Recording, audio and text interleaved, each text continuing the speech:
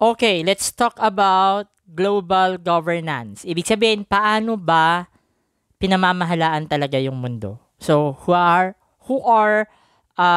the global power? 'Di ba? International power. So, sino may hawak talaga ng kapangyarihan? Alam naman natin talaga na sa buong mundo, merong mga makakapangyarihang mga bansa at merong mga bansa na nagsisilbing ally or masasabi nating tawag dito, kakampi lang nung mga mas malalakas na bansa kasi nga kailangan nila tong mga maliliit na bansa na to as kakampi. Resource din to. Ito naman maliliit na bansa na to, kailangan nila yung mas malalaking bansa to protect them. Same with the relationship between the Philippines and United States of America.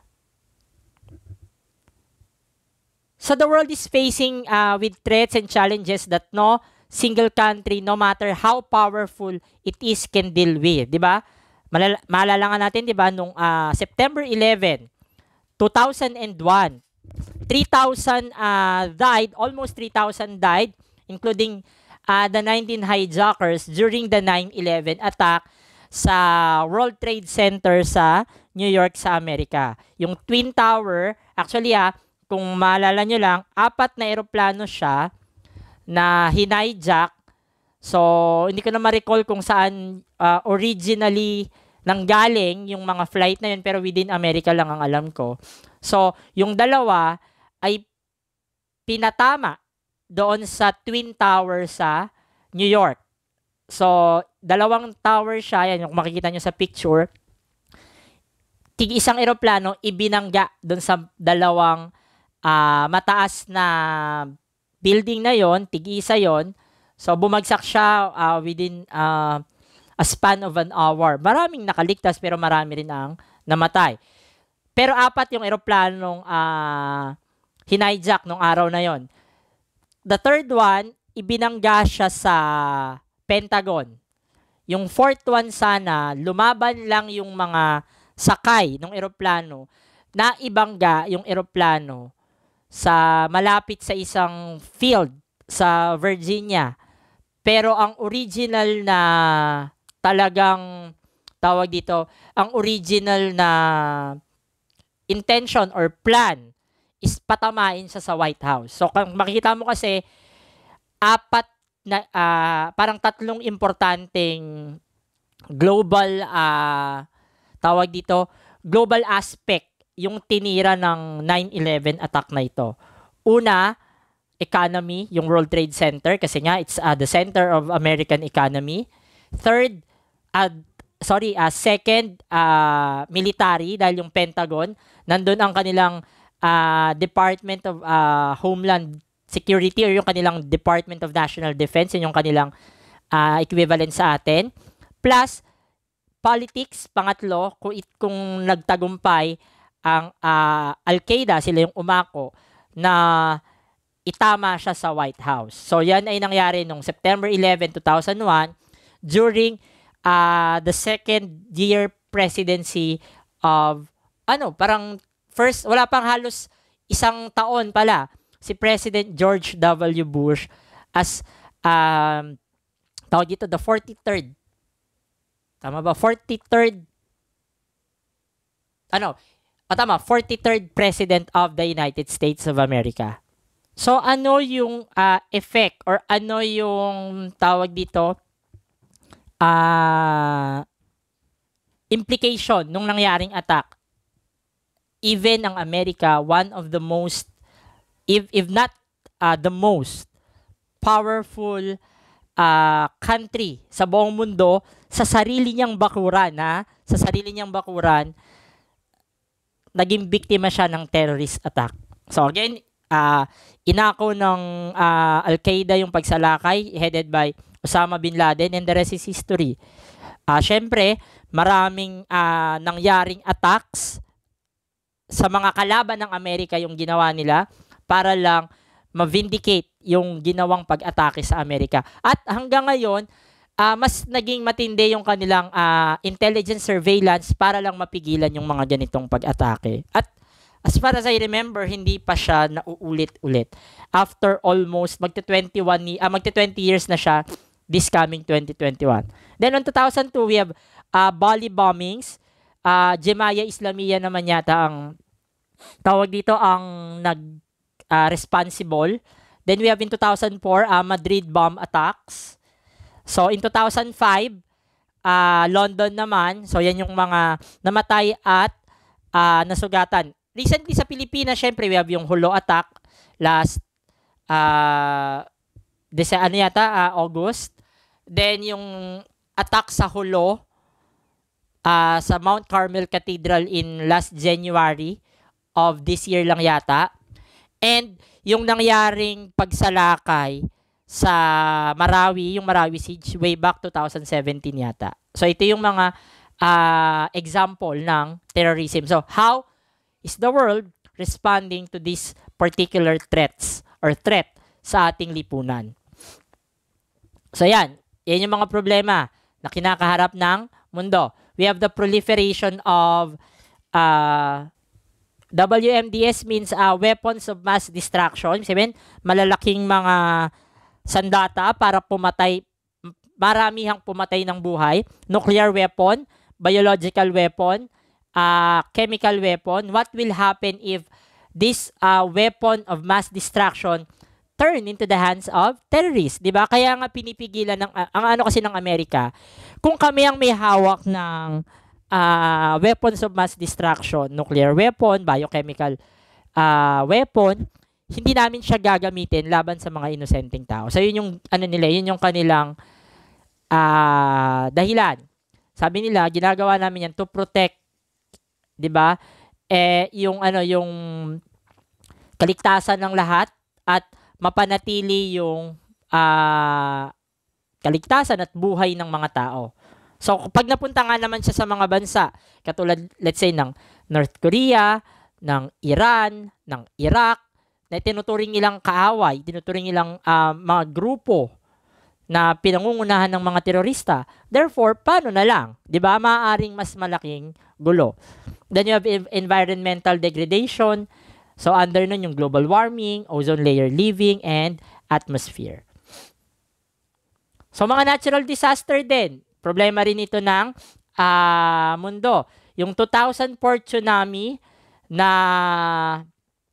tawag dito na nangyari sa Indian Ocean, almost 11 countries yata yung tinamaan, including India, Sri Lanka, Bangladesh, even in Thailand and Myanmar, tinamaan. So, marami yung namatay. In 2004, parang, if I'm not mistaken, it is December 26, 2004 nangyari. O kakatapos lang ng Pasko. So, maraming tao sa mga beach kasi nga, bakasyon. Then, in 2008, Cyclone Nagis, apektado niya yung maraming bansa sa Southeast Asia, katulad ng Myanmar, Vietnam, Laos, Cambodia. So, marami yung namatay.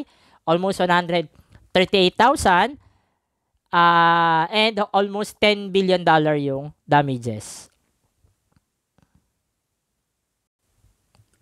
Then, yung nangyaring earthquake sa Haiti during 2010, kung saan tinatayang nasa 92 to 230,000 yung namatay. Then, in 2011, parang third year college siya, takot na balita. Natakot din ng marami dahil nga tinamaan yung Fukushima nuclear reactor sa Japan na baka daw ang takot kumalat siya sa hangin at maapektuhan hanggang dito sa Pilipinas, pero hindi naman siya nangyari. Marami rin nang namatay, almost 15,000, at alam naman kasi din natin ng Japan ay talagang tinatamaan ng lindol katulad ng Pilipinas at pati na rin ng tsunami kasi nga tawag dito nakapaligid tayo sa Pacific Ring of Fire. Famine sa Horn of Africa. So, ano yung Horn of Africa? Including yung 5 bansa na yan. We have Somalia, Kenya, Djibouti, Eritrea, and Ethiopia. So, laganap ang tagutom. Ito yung isa sa pinakamahirap na part ng mundo. Lalo pa yung yung 4 na bansa na yan, Ethiopia, Somalia, Djibouti, Eritrea. Laganap na yung gutom, laganap ang kahirapan. At the same time, nililigalig pa sila ng tawag dito ng digmaan. So, magulo sa bansa nila. So, maswerte na rin tayo na Pilipino tayo at hindi ganun kagulo sa bansa natin as compare sa kanila. So, almost 29,000 children may have already been perished or yung namatay. At tinataya ng United Nations na tawag dito, kailangan nila ng 1.3 billion of the 2.4 billion it needs. So, yun lang yung meron sila pala para lang matulungan yung 12 million people na nagugutom sa Africa. So, talagang laganap ang tagutom. Kumbaga, kung makikita nyo sa mga documentary, mga bata, ang iitim, ang papayat, ang dudungs, ang lalaki ng tiyan. So, apektado talaga sila. Then, yung flooding in Southeast Asia. So, in Cambodia, 250 yung namatay, 18 provinces yung affected. Sa Thailand naman, 500 halos yung namatay. Kasi kung papansinin natin tong mga bansang to, Mekong River and Irrawaddy River is both an international river na tumatawid sa mga bansa katulad ng Vietnam, Laos, Cambodia, Myanmar, and Thailand. So kapag umapaw yung mga ilog na yon, transnational din yung apektado. Ibig sabihin, hindi lang isang bansa ang apektado. Like, katulad sa Pilipinas, di ba? Umapaw ang Marikina, umapaw ang Cagayan. Hindi apektado ang ibang bansa kasi nga, hindi mga international rivers yung mga yon. Then, humanitarian crisis sa Syria. Almost 300,000 na daw yung namatay. Humanitarian crisis in such a way na meron kasing civil war sa Syria. So, marami yung namamatay. Sinasabi na it is government propagated yung mga attack sa mga civilian, pero ang kiniklaim ng government hindi, mga rebelde ang aming inaatake, hindi kami umaatake ng civilian. So marami ang namamatay, kahit tawag dito, kahit mga inosente, bata, matanda, babae, buntis. So kung naalala niyo yung picture ng isang bata na parang nasa 3 taon lang yata siya or 4 na taon, nakatulala. Parang iniligtas siya mula sa parang sa rubble or gumuhong building dahil sa pag-atake ng rebel and government forces. Naipit sila sa digmaan. Viral yun, alam ko. Makikita nyo sa Facebook yun or sa internet, sa Google. Iba yung epekto talaga, lalo na sa mga bata. Then we have piracy and transnational crime. So arms trafficking, drug trafficking, trafficking in person. Arms, ibig sabihin armas. Trafficking, ibig sabihin binabiyahe from one place to another para maibenta. Then drug trafficking, drugs naman. Then trafficking in person, tao yung ibinabiyahe para pagtrabahuhin mula dun sa isang lugar hanggang sa ibang lugar. Then mga cyber crime. Piracy in such a way na, physical na piracy to. Nangyayari to in the areas of Somalia, yung mga napapadaang mga barko sa Gulf of Aden, isang mahalagang port yun para makapasok ka from Asia to, from Asia to Europe. Malapit din kasi siya sa Horn of Africa, kung saan nandun yung Somalia. Inaatake nila yung mga malalaking barko. So, tas pinatutubos ng malalaki doon sa mga may-ari ng barko. So, mga barko yon na naglalaman ng mga mahalagang produkto. Then, pandemics, HIV/AIDS, malala, malaria at saka TB noong 2009. Meron tayong AH1N1.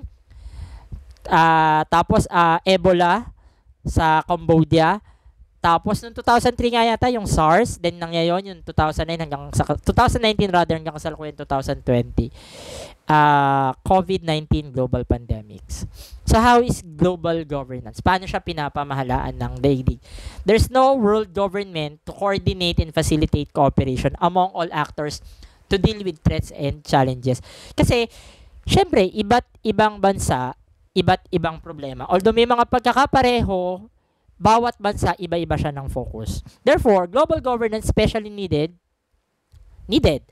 What is global governance? According to Commission on Global Governance, it is the sum of many ways individuals and institutions, public and private, manage their common affairs. So, nagtutulungan yung mga bansa para isolve yung kanilang mga pare-parehong problema katulad ng pandemic, terrorism, famine, war. Lahat yan, sinosolve ng mga tao at institusyon, publicly and privately, sa mga bansa para ma-address yung mga problemang ito. Katulad ngayon, di ba?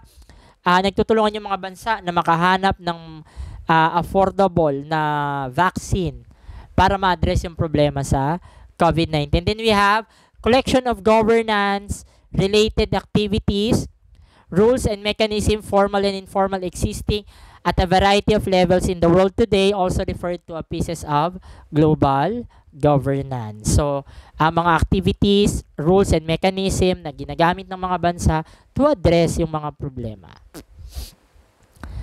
So, ano yung mga pieces of global governance? International law. There are 5 sources of international law, such as treaties, conventions, customary practices, writing of legal and scholar judicial decisions, and general principles of law. Actually, ang international law, hindi naman siya talaga strictly parang kailangang sundin ng mga bansa. Ang bound lang dun sa mga treatises and conventions na binabanggit, halimbawa, International Protocol on Civil and Political Rights, International Protocol on Economic, Social, and Cultural Rights, United Nations Convention on the Law of the Sea, United Nations Convention on Human Rights, United Nations Convention on the Rights of the Child. Yung mga yan, mga instrument yan, part ng international law.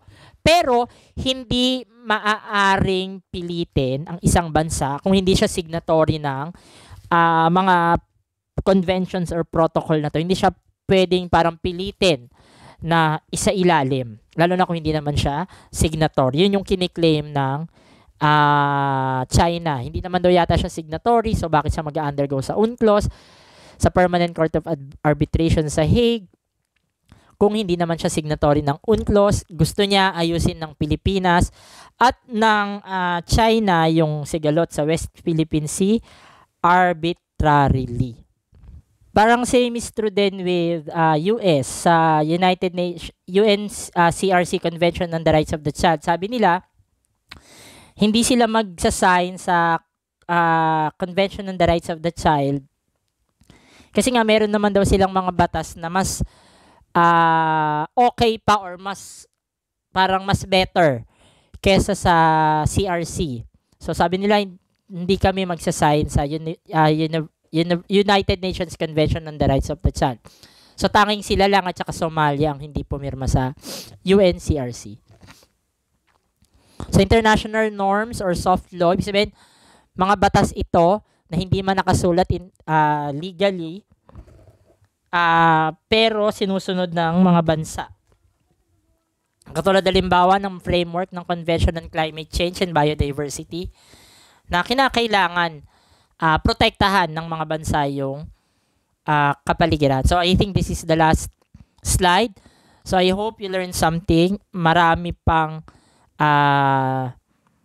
nangyayari sa mundo natin ang hindi ko na ilagay pero makikita natin sa kapaligiran yan. And we must be thankful that the world is responding just to alleviate yung problema, lalo na sa kahirapan, sa terorismo, sa kagutuman, sa digmaan. So lahat ginagawa ng mga bansa yan. Bye and thank you. I hope you learned something.